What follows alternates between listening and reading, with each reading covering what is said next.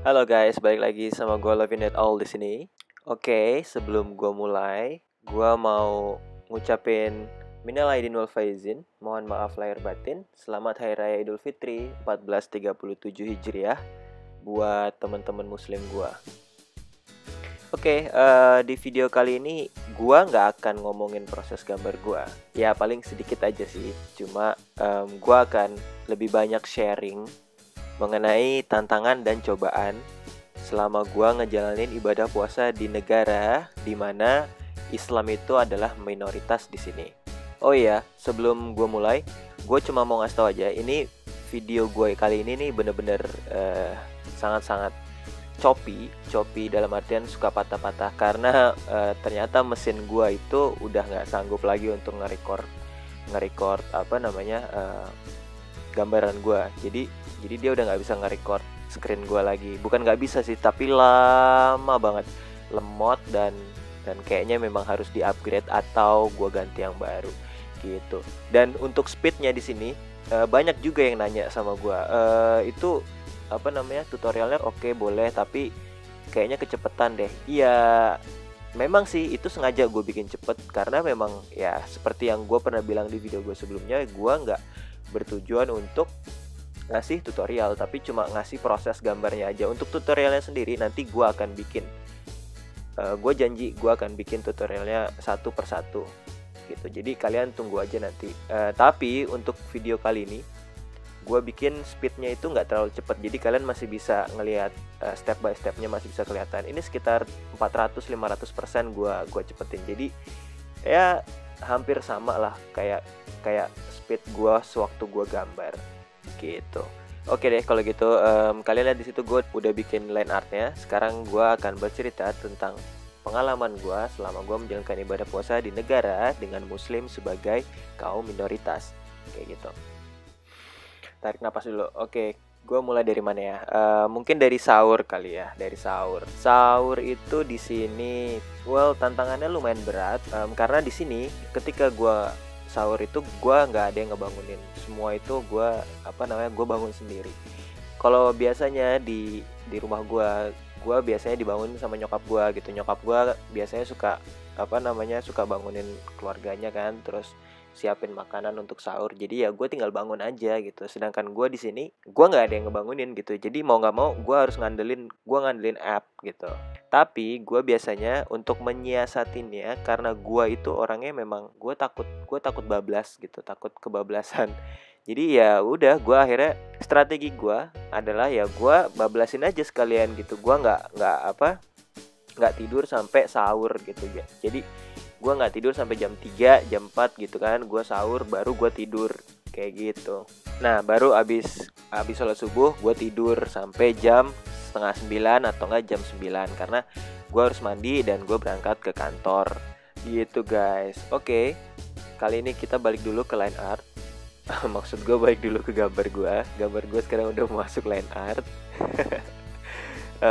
Untuk line art sendiri gue bebas gitu. Kalau untuk line art itu terserah gue mau mulai dari mana, karena gue udah ada basic sketsanya gitu. Jadi ya terserah gue mau mulai dari kepala dulu boleh, atau dari badan dulu, tapi gue biasanya sih selalu mulai dari kepala dulu gitu. Next, untuk cerita gue selanjutnya setelah tadi gue udah cerita soal sahur ya. Tantangan terbesar kedua, dan ini mungkin tantangan yang paling besar, yaitu adalah iman gue gitu. Kalau gue ngomongin soal iman, kalian semua pasti tahu lah ya maksud gue apa gitu kan. Jadi sebagai informasi dulu, kalau di sini itu sekarang lagi musim panas. Dan kalian tahu apa kalau musim panas? Kalau musim panas itu ada beberapa hal. Pertama, waktu siangnya itu jauh lebih lama daripada waktu malam kayak gitu. Jadi gue itu puasa itu gue mulai dari jam 4 pagi. Terus gue buka puasa itu jam 7.15 atau jam setengah 8 kayak gitu. Tergantung mataharinya. Kalau mataharinya masih tinggi ya berarti gue jam setengah 8 kayak gitu. Terus itu salah satunya. Terus yang kedua adalah cewek-ceweknya gitu. Kalian tahu kan kalau musim panas itu kan gerah ya kan. Gerah terus ya panas kan. Ya udah, mereka pakai bajunya itu ya ya setipis mungkin untuk menghindari keringetan gitu. Jadi kayak apa namanya, kaos-kaos yang kayak kekurangan bahan gitu, gimana sih, kayak kekurangan bahan yang cuma cuma apa namanya, cuma nutupin bagian tersensitifnya aja gitu. Dan kadang juga bahkan mereka nggak pakai kayak gitu. Tapi gue pernah dengar ada sunnah gitu kan. Kalau misalnya kita ngelihat hal kayak gitu itu sebenarnya nggak apa-apa selama puasa, tapi jangan berkali-kali gitu. Jadi sekali aja nggak apa-apa gitu. Iya sekali tapi lama gitu kan. Sama aja bohong. Lanjut sekarang apa ya? Apalagi sih ya? Tantangan terbesar keduanya, oh ya, makanan. Di sini kan ya kita kan minoritas gitu ya kan, kita puasa, sedangkan yang lain itu nggak ada yang puasa. Ya mereka bebas gitu, mereka mau makan dimanapun, mereka mau makan kapan pun, mau makan apapun itu terserah mereka gitu kan. Jadi intinya balik lagi ke diri kita sendiri gitu, kita sanggup nggak, tahan nggak gitu kalau misalnya kita ngeliat ada orang makan di samping kita atau di depan kita. Beda sama kalau kita waktu di Indonesia ketika semua orang itu puasa, sedangkan bahkan restoran itu juga mereka nutup tirai kan, untuk menghormati muslim yang lagi puasa.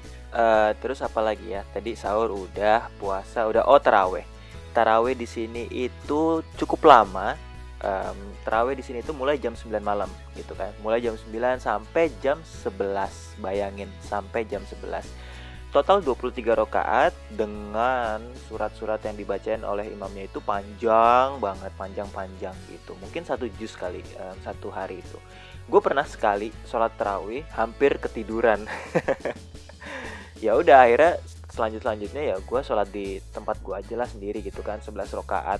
Karena ya jujur gue nggak setiap hari juga sih sholat tarawihnya gitu, karena memang ya kantor juga gue pulangnya agak malam gitu kan, kadang udah terlalu capek gitu, jadi akhirnya ya gue skip aja gitu. Tapi kalau misalnya masih sempat ya gue sholat tarawih. Terus cobaan terberat selanjutnya itu adalah rasa kangen sih. Tapi bukan kangen sama yang di sana ya. Iya, rasa kangen, tapi kangen makanannya gitu. Gue kangen banget sama makanan-makanan khas yang cuma ada, dalam tanda kutip, cuma ada saat bulan Ramadan, saat bulan puasa. Kayak contohnya kayak misalnya untuk takjil gitu, ada kolak, ada biji salak, itu dua itu gue suka banget gitu.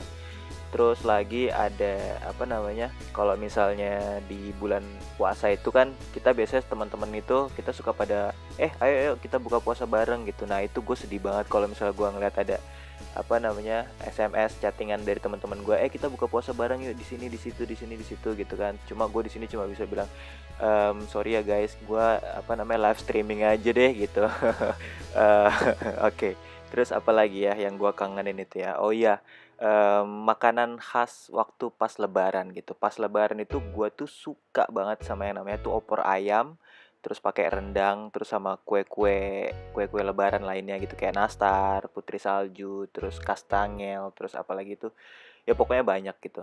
Itu tuh makanan-makanan itu tuh cuma bisa, itu tuh rasanya tuh enak banget itu tuh, dan kita bisa nikmatin itu ya waktu pas bulan puasa gitu, pas lebarannya itu gitu. Kalau misalnya di hari-hari biasa itu ya rasanya biasa aja sih gitu. Nah itu gue kangen banget dan gue pengen banget gitu kan ngerasain. Oh ya, by the way, nyokap gue bawain gue kue nastar 3 sama kue putri saljunya 2, dan sekarang ini udah habis, tinggal 1 kue nastar, dan ini baru hari pertama lebaran. Gitu sih. Terus apa lagi ya, terus oh ya gue juga kangen sama malam takbiran sih. Kalau kita di Jakarta gitu, di apa, di Indonesia itu kita malam takbiran itu pada turun ke jalan gitu kan, takbiran itu di masjid juga gitu kan. Terus pas Idul Fitrinya juga kita setelah sholat Id gitu pagi-pagi kita maaf-maafan gitu kan, datengin ke rumah-rumah tetangga gitu kan, minta maaf, terus sama keluarga juga gitu kan. Nah sedangkan gue di sini cuma bisa video call aja gitu. Ini udah kali keempat gue nggak pulang ke Indonesia untuk lebaran di sana. Jadi Bang Toyib udah kalah, udah lewat Bang Toyib sama gue gitu. Sedih juga sih ya kalau gue cerita soal apa namanya pengalaman gue di sini lebaran di sini. Wih gila, kita kasihkan ngobrol nih gue. Jadi gambarnya malah nggak diperhatiin. Ini udah mau selesai sih gambaran gue. Ini udah lighting sekarang, udah lighting ke terakhir. Dan entah kenapa gue nggak tahu, ini gue nggak tahu gue apa yang merasuki jiwa gue sampai gue itu bikin shadow dan lightingnya itu kayak gini gitu. Ini bukan style gue banget sih, dan gue ngerasa nggak puas aja sih sama hasilnya gitu. Ini jadi kayak dia itu jadi kayak lilin gitu, jadi shiny gitu, kayak cermin gitu, dan gue agak-agak nggak suka. Tapi ya mau gimana, karena gue udah mepet waktunya. Dan oh iya, kalian bisa ngelihat nanti karakter gue ini ada di akunnya Komikin Aja, jadi kalian tongkrongin aja, mungkin nanti atau besok gitu bakalan diposting sama Komikin Aja. Oke, cukup gitu aja sih sharingnya, nanti gue baper lagi kalau misal kelamaan. Oh ya, untuk yang mudik, hati-hati di jalan. Kalau kalian ngantuk, lebih baik kalian minggir dulu gitu kan, menepi terus istirahat gitu, karena gue yakin banyak kok tempat-tempat istirahat gitu kan sepanjang perjalanan kalian mudik itu. Gue yakin banyak banget itu tempat-tempat peristirahatan gitu. Oke, makasih banyak untuk kalian yang udah nonton video ini sampai habis. Sekali lagi gue mau ngucapin minal aidin wal faizin, mohon maaf lahir batin. My name is Lovin Idol. Stay calm, keep drawing. I'll see you guys next time. Bye bye.